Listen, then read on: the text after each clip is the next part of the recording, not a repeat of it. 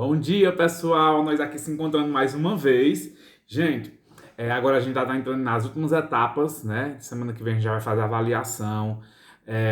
Eu queria pedir para que vocês, quando semana que vem na avaliação, vocês pensem nas provas que vocês, nas atividades que ainda falta fazer, porque vai também contabilizar para a nota de vocês final, tá bom? Gente, a nossa primeira aula de hoje a gente vai falar sobre a administração financeira, na disciplina da administração financeira, na aula de administração de disponibilidade. É é o nosso último assunto do ano, e daí por diante agora vocês só vão fazer as avaliações e tentar fazer os trabalhos.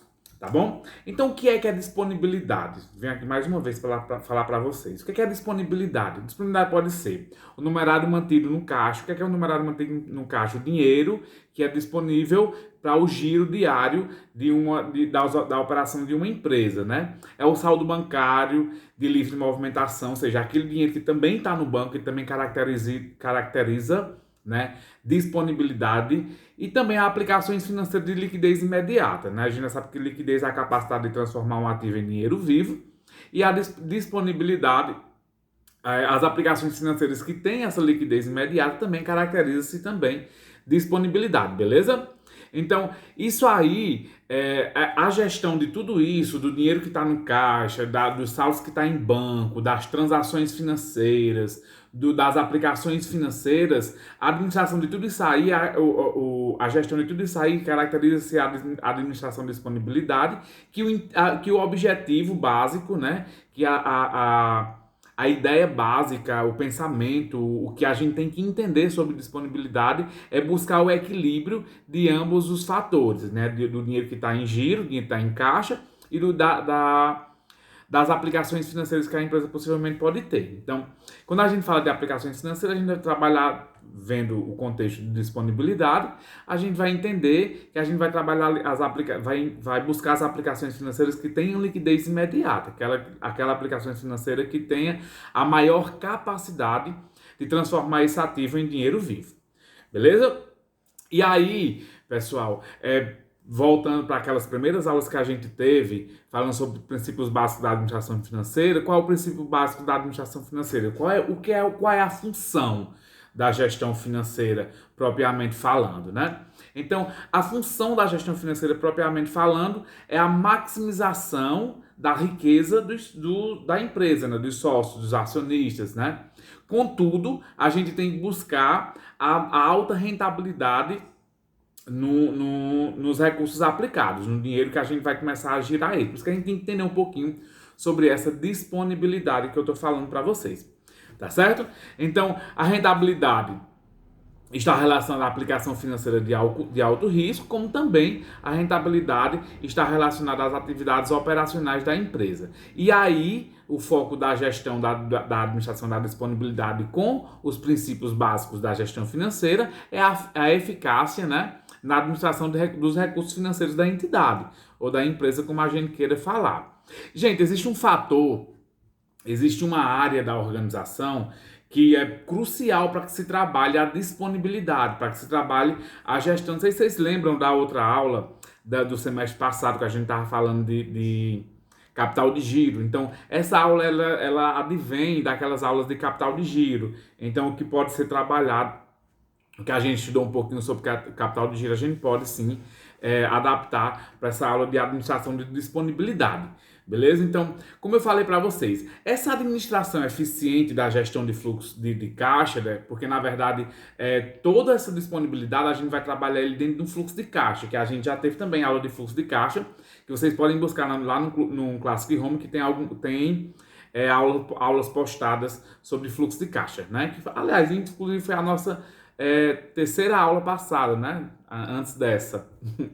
E aí, essa administração financeira eficiente, para que a gente trabalhe essa disponibilidade, a gente vai trabalhar uma área da organização muito importante, que que é por onde todos os recursos disponíveis, né? Todos os recursos disponíveis da organização passam por esse fator, que é a tesouraria. Gente, a tesouraria é uma área da organização que o gestor financeiro tem que estar muito ligado, tem que estar muito atrelado aos trabalhos de ambos para que consiga trabalhar essa gestão financeira eficiente dentro da organização. E essa tesouraria tem um impacto fortíssimo nessa administração de disponíveis ou administração de caixa. Quando a gente trabalha a disponibilidade, a gente está trabalhando também o caixa eficiente, a eficiência da gestão de fluxo de caixa, né? E aí, dentro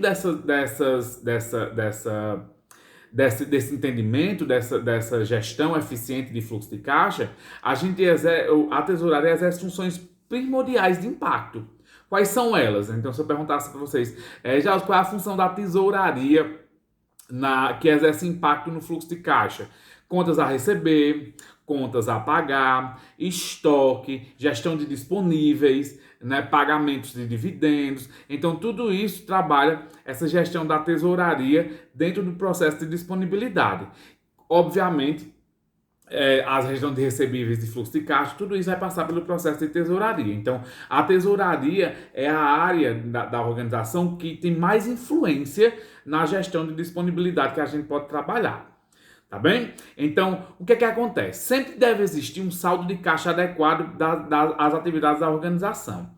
Então, tudo que a gente está trabalhando, toda organização, gente, ela tem que existir um saldo de caixa adequado para que consiga executar suas atividades operacionais, né? E aí, dentro desse fluxo de caixa, geralmente, vai ter um conflito de duas variáveis que é importante na gestão da disponibilidade, na administração da disponibilidade, na administração dos recursos disponíveis para as operações da organização. Então, quais são esses conflitos? São dois. O conflito de liquidez versus o conflito de rentabilidade.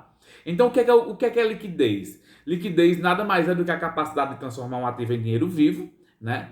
E aí, quanto maior o grau de liquidez, melhor de trabalhar os valores, a disponibilidade da organização. Então, quanto mais rápido esse ativo se transformar em dinheiro vivo, mais fácil de trabalhar eu vou fazer, vai ser o meu trabalho dentro da organização, na verdade, né? Teve até um trocadilho.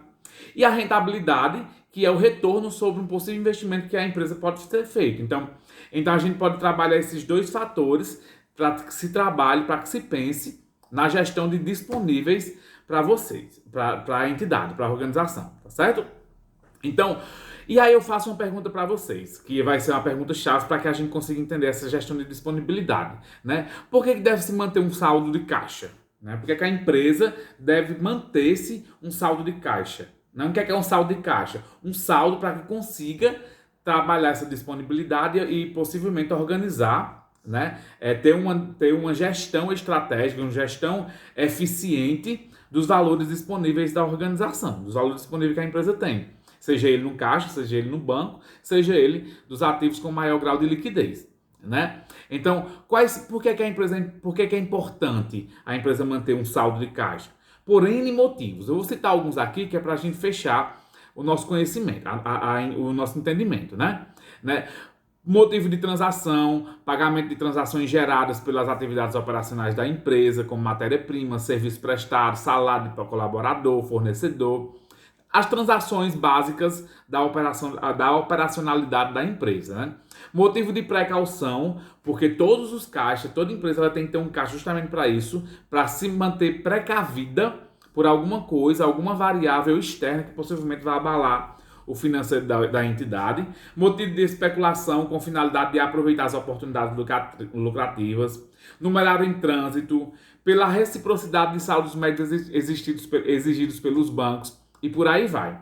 Só que tem outros fatores que é fundamental para que a gente trabalhe o saldo de caixa dentro da organização, para que a gente entenda por que é que tem que existir esse saldo de caixa. O primeiro fator é porque tem que existir essa administração de disponibilidade, que é a administração do dinheiro que está em caixa, ou dos ativos com maior grau de liquidez, como a gente já viu agora há pouco, né? Para financiamento dirigido às operações. O que é isso? Para pagamento de fornecedor a curto, médio e longo prazo, para pagamento de matéria-prima, para pagamento de recursos até de venda.